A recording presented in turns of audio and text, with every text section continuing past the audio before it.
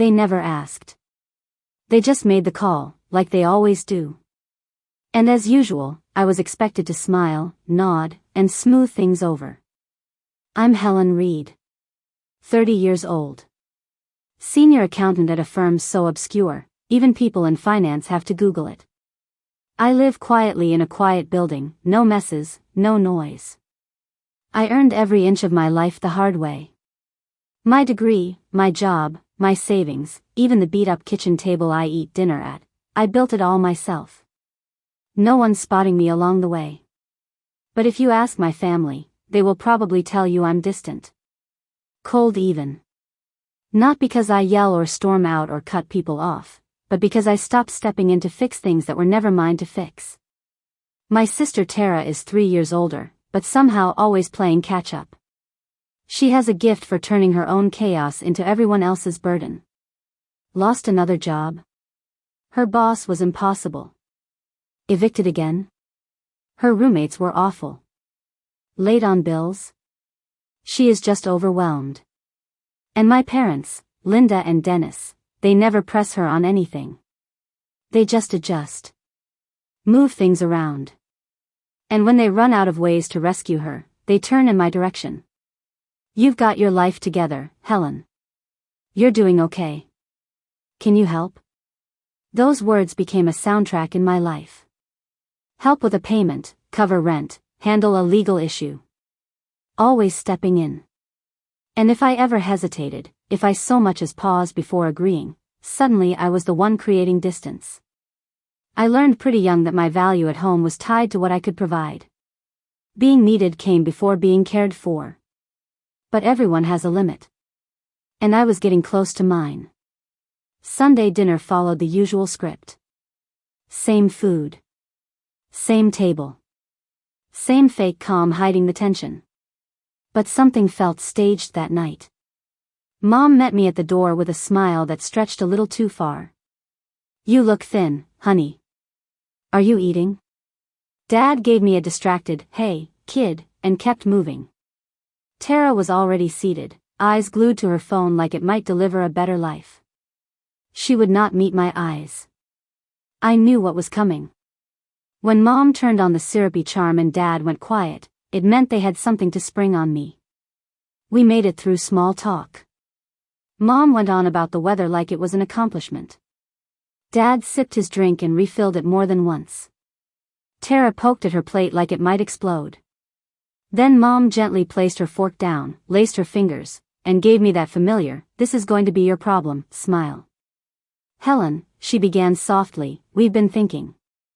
Tara has been going through a tough stretch and she'll be staying with you for a while." She dropped it like it was nothing, more like offering me a bag of groceries than asking me to give up my home. I could feel the air shift. Everyone seemed to hold their breath, waiting for me to say something. Hoping I would push back so they could play the guilt card. I looked at Tara. She looked up just long enough to register my face before dropping her eyes again. Dad cleared his throat, bracing himself. But I smiled. "Sure," I said, light as can be. "If it'll help Tara get on her feet, I'm happy to." The silence after that was almost funny. Mom blinked like she had misheard me. Dad leaned back, visibly relieved. Tara sat up straighter, smugness creeping in like fog. What none of them noticed, what nobody even thought to ask, was that I had not lived in that apartment for weeks. And no one, especially Tara, was moving into a place that no longer existed. I never intentionally planned to lie to my family. But there were so many painful memories, so many wounds they caused that never healed. Years of subtle disappointments. Quiet sacrifices no one remembered. A lifetime of being told I was the strong one, code 4, the one we can drain. When I was 22, Tara's car got taken. She called me sobbing. Said she landed a new job and just needed help getting there. My credit was spotless, so I agreed to co-sign. Within a month, she bailed on the job and never paid a cent. Take a wild guess whose credit took the hit. A year later, I got a call from Mom in tears. The mortgage was behind, Dad was out of work, and Tara had moved back in. I wired $2,000 before I even left for the office. Christmas that year, my gift was a coffee mug that said, "World's Best Daughter." I nearly choked on my own laughter. At 26, Tara got a driving under the influence charge. Dad asked me to keep it under wraps. It might damage the family's name. I covered the lawyer fee. Tara never said thank you. The next year, she got pulled over again. I said no this time. Mom called me heartless.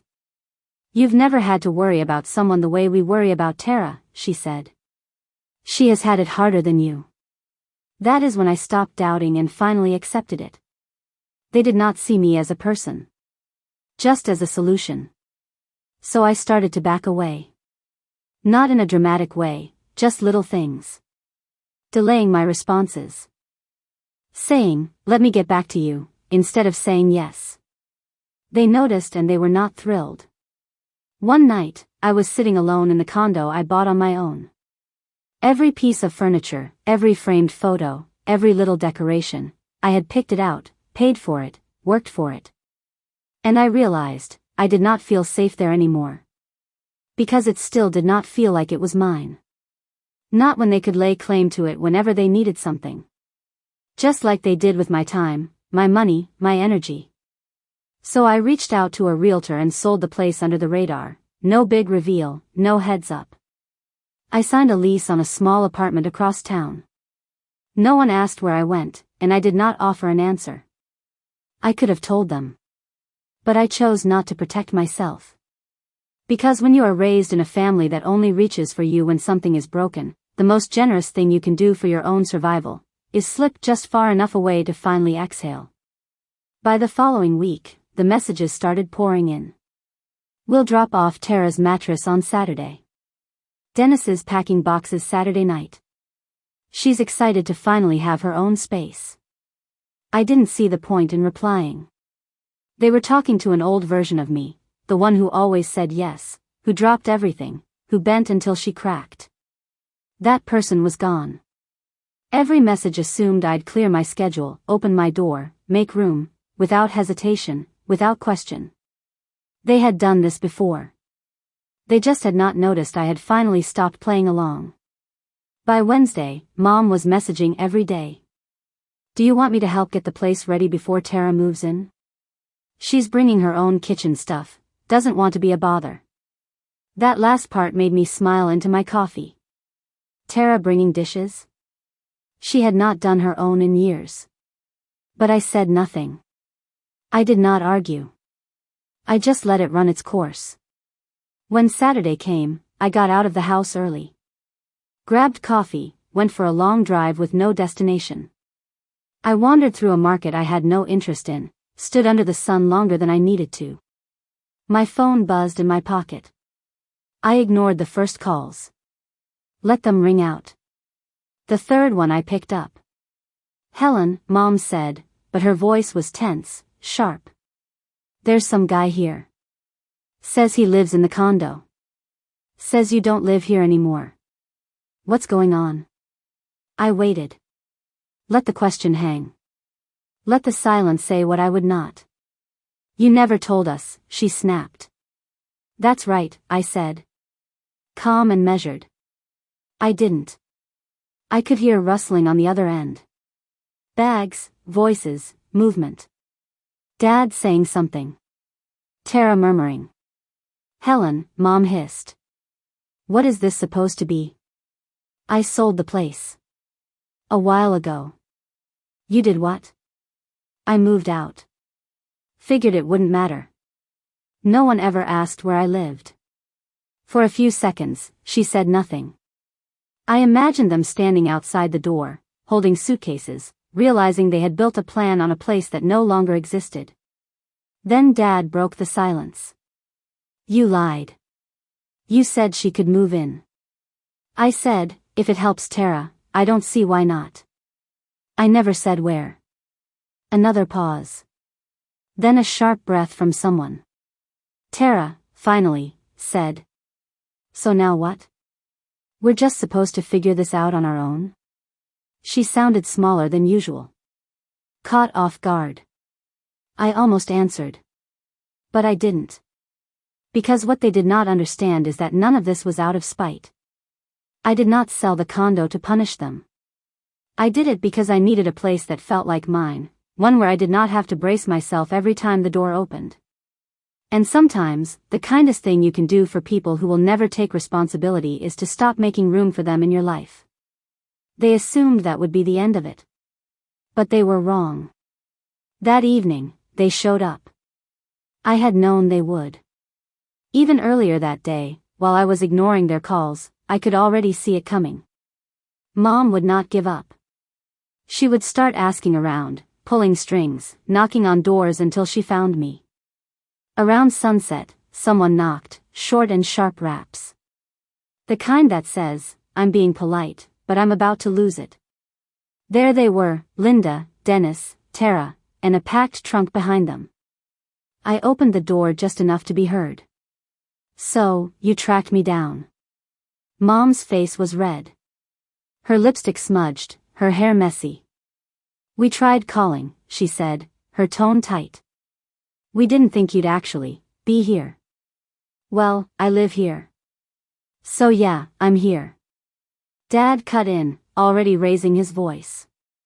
"You said she could move in.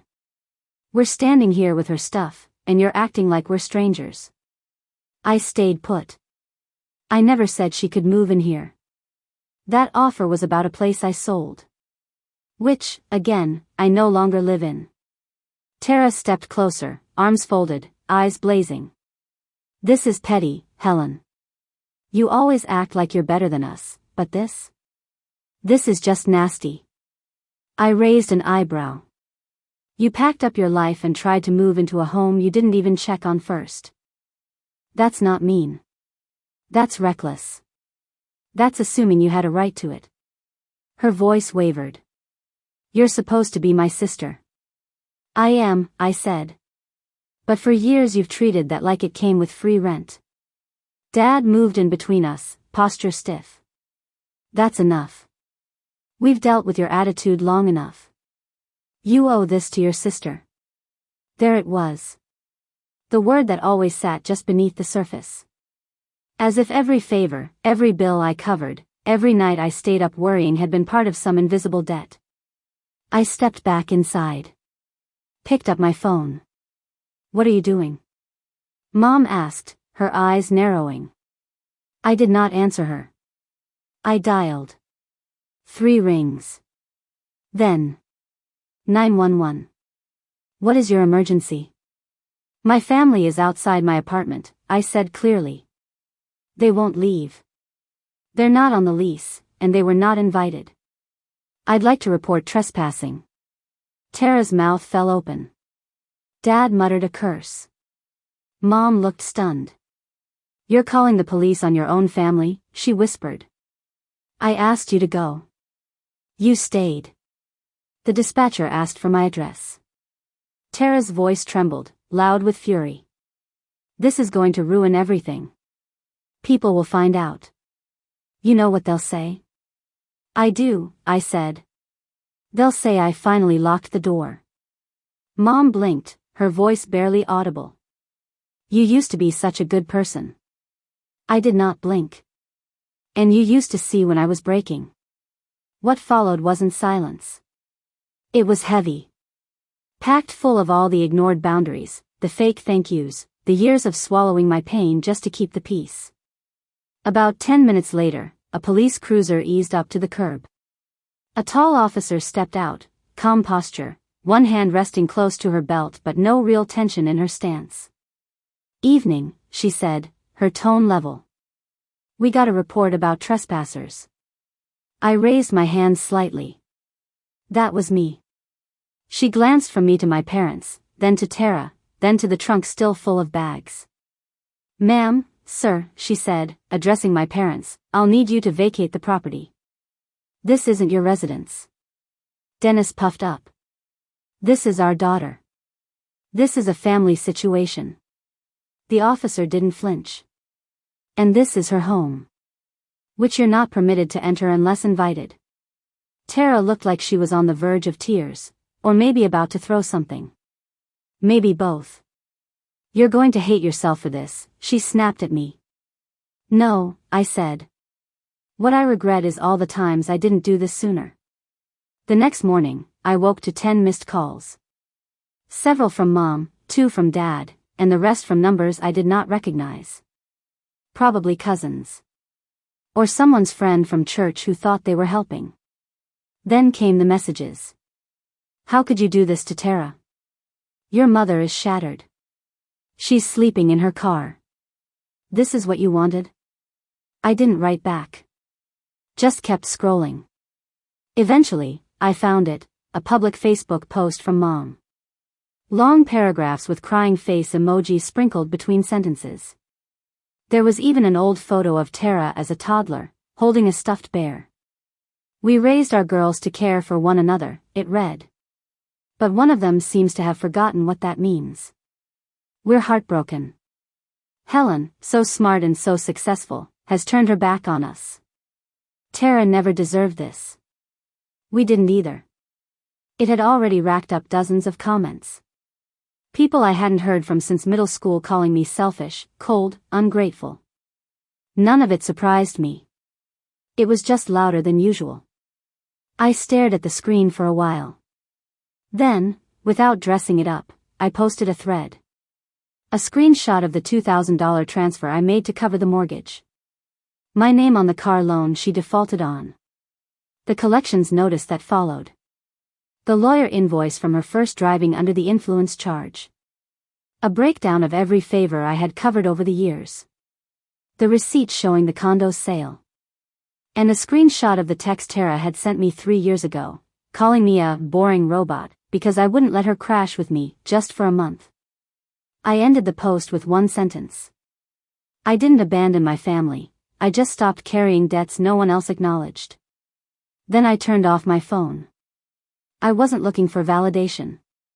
I just wanted silence. And for the first time in a long time, I had it. That night, the apartment was quiet. No pounding footsteps from upstairs. No buzzing from my phone. Just the low hum of the refrigerator and the occasional groan of old plumbing settling into place. I made green tea. Not to help me sleep, I didn't need help with that anymore. It was for the ritual. A warm mug cupped in both hands, steam curling into the air like a peace offering I never asked for. My phone lit up twice. First, Mom. Then Tara. I didn't read the messages. I already knew the pattern: outrage, guilt, blame, pleading. It always came in that order. I blocked both numbers. Because not every knock deserves an open door. I stepped outside onto the balcony. The cold nipped at my skin, but not in a harsh way, more like a reminder I was still here. Down below, the city kept moving. Cars passed, lights blinked, someone walked a dog in a jacket 2 sizes too big. A neighbor 2 stories down looked up and waved. I waved back. Simple, small. But it meant more than most of the things I'd done out of duty. Back inside, I turned off the lights, one room at a time. No photos on the walls. No smiling faces staring back. Just quiet. And I didn't feel victorious. I didn't feel bitter, either. I just felt done. Done translating my love into sacrifice.